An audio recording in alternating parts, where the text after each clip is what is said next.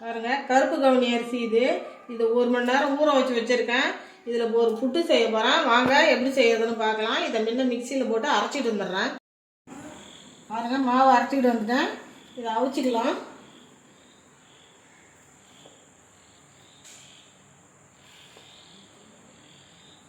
மாவு வெந்துருச்சான்னு பார்க்கலாம். வெந்திருக்குது.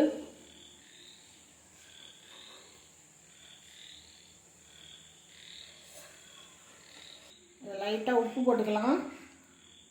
உப்பு போட்டு கொஞ்சமாக தண்ணி விட்டு நல்லா கட்டி முட்டி இல்லாத கிளறிட்டு மறுபடியும் இன்னொரு தடவை அவிச்சிக்கிட்டு வந்துடலாம்.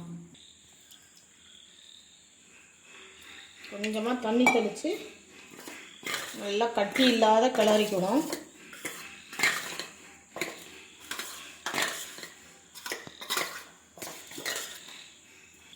உப்பு போட்டு நல்லா கிளறிட்டேன்.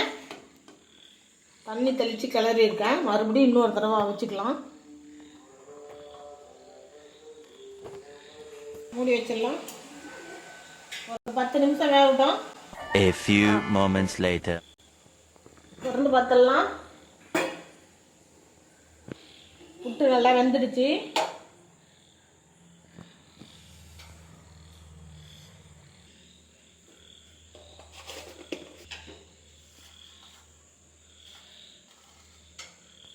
கொஞ்சமாக ஏலக்காய் பொடி போட்டுக்கலாம். சூடாக இருக்கும்போதே இதெல்லாம் 1 கப்பு சர்க்கரை போட்டுக்கிறேன். நீங்கள் வேணால் நாட்டு சர்க்கரை கூட போட்டுக்கலாம். 1 கப்பு தேங்காய்,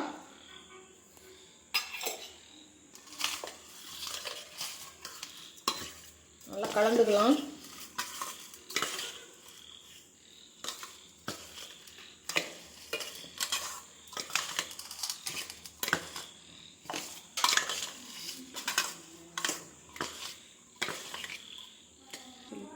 சுவையான சூப்பரான கருப்பு கவுனி புட்டு ரெடி ஆயிடுச்சு. எல்லாரும் வாங்க சாப்பிட்லாம்.